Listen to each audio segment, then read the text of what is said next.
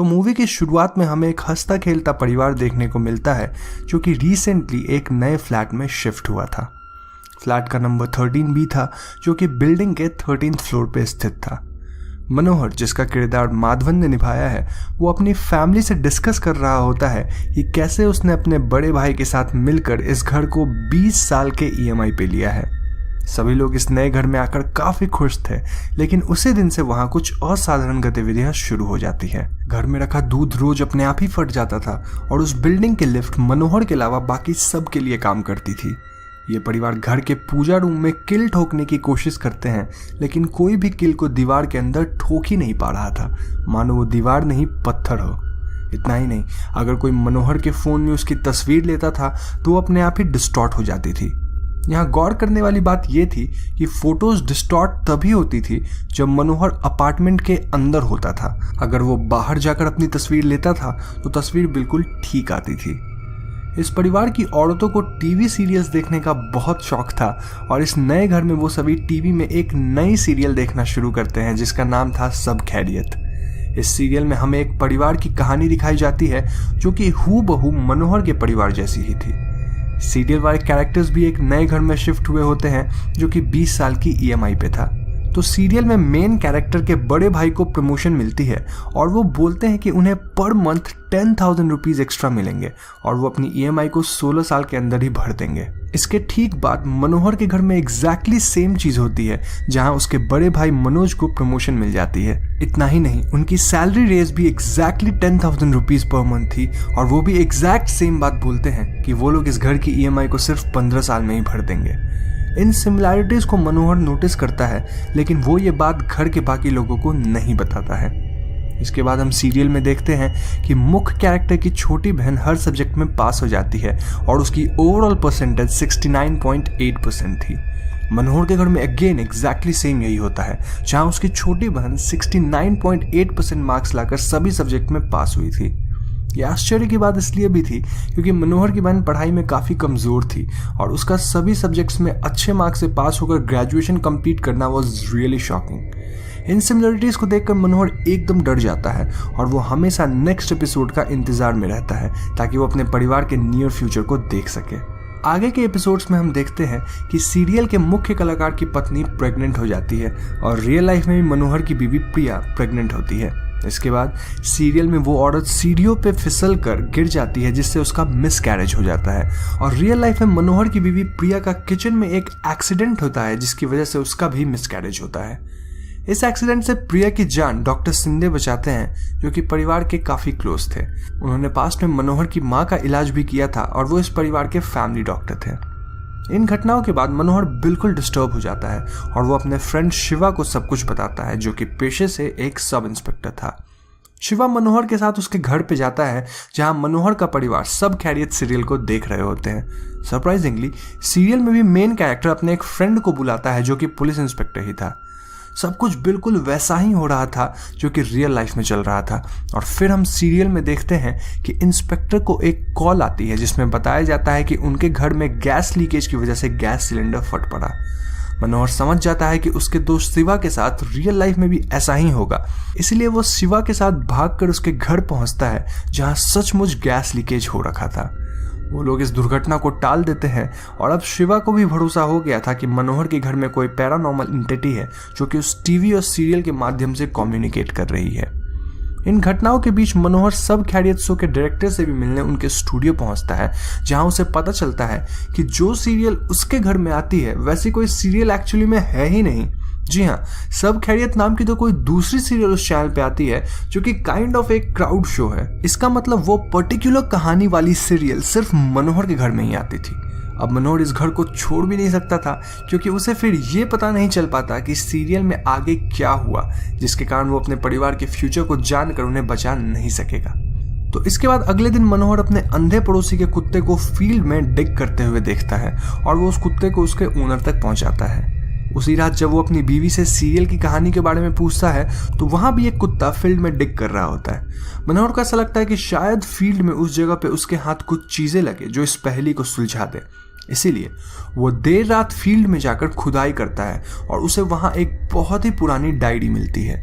वो कैलेंडर वाली डायरी थी जिसके अंदर कुछ फोटोज थे और सरप्राइजिंगली ये फोटोज टीवी सीरियल में दिखने वाले परिवार की फोटोज थी। और यहाँ सबसे आश्चर्य की बात ये थी कि डायरी के कैलेंडर की डेट सन 1977 थी। जी हाँ, मतलब कि सीरियल में दिखने वाले सारे पात्र सन 1977 में जवान थे, तो आखिर 30 साल बाद आज भी वो सेम कैसे दिख सकते हैं। मनोहर तुरंत ही ये डायरी अपने इंस्पेक्टर दोस्त शिव को दिखाता है और वो दोनों लाइब्रेरी जाकर सन 1977 के पेपर्स को चेक करने लगते हैं, जहाँ शायद उन्हें इस परिवार के बारे में कुछ इन्फॉर्मेशन मिल सके। और इसके बाद उन्हें पेपर्स में इस परिवार के लोगों की तस्वीरें छपी दिखती है और साथ में उन घटनाओं का भी विवरण था जो इस परिवार के साथ हुआ था। तो कहानी कुछ इस प्रकार थी।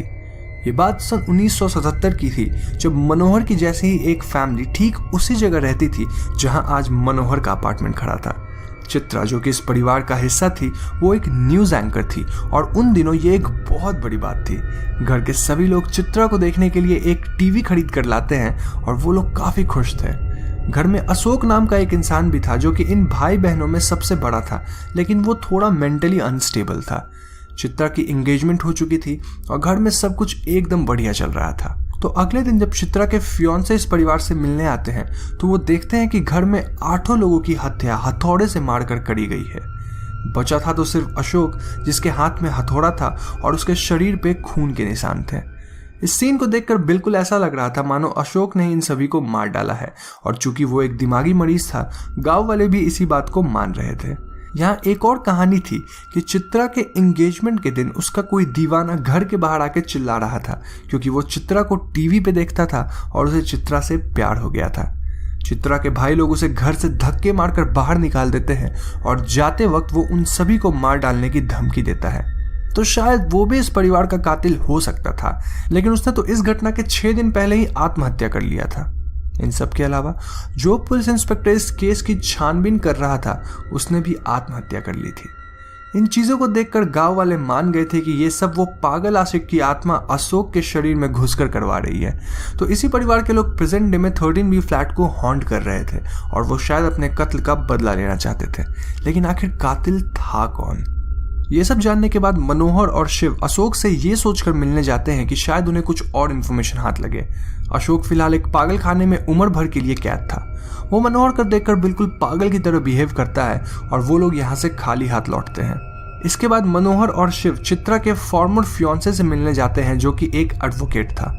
वो बताता है कि अशोक कभी भी अपने परिवार वालों को मार नहीं सकता है, किसी और ने ये सारे कत्ल किए हैं और इसका इल्जाम अशोक पे लग गया है क्योंकि हथौड़ा उसके हाथ में था।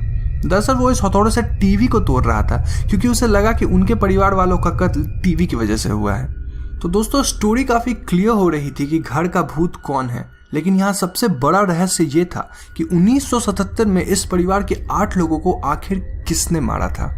उसी रात मनोहर के घर की टीवी अपने आप चलने लगती है जहां सब खैरियत सीरियल की एक क्लाइमैक्स एपिसोड आती है। इस एपिसोड में उस कातिल का शक्ल दिखाया जाता है जिसने सीरियल्स के सभी परिवार वालों को जान से मार डाला था, और सरप्राइजिंगली सीरियल में कातिल के रूप में मनोहर खुद था। जी हाँ, वो एक हथौड़ा लेकर चल रहा था और शायद उसी ने इस पूरे परिवार को जान से मार डाला था। इस सीन को देखकर मनोहर बहुत डर जाता है और वो अपने दोस्त शिव के साथ सीधे डॉक्टर शिंदे के घर पहुंचता है। वो डॉक्टर को बोलता है कि वो उसके परिवार की फ्लाइट टिकट करके उन सभी को उससे दूर भेज दे क्योंकि आज शायद वो अपने ही परिवार को मार डालेगा। वो शिव को बोलता है कि शिव उसे लॉक कर दे ताकि वो कमरे के बाहर ही ना निकल सके। दूसरी तरफ हम देखते हैं कि डॉक्टर शिंदे इस 13B फ्लैट में देर रात जाकर इस परिवार वालों को फ्लाइट की टिकट्स देते हैं। वो हॉल में बैठे होते हैं कि तभी टीवी अपने आप स्विच ऑन हो जाती है। टीवी में चित्रा आ रही थी और वो डॉक्टर शिंदे से डायरेक्टली बात करने लगती है। वो डॉक्टर से पूछती है कि उनके परिवार का क्या कसूर था कि उस डॉक्टर ने इन सब को मार डाला। जी हाँ दोस्तों, ये डॉक्टर शिंदे ही थे जिन्होंने 1977 में इस परिवार के सभी लोगों को जान से मार डाला था।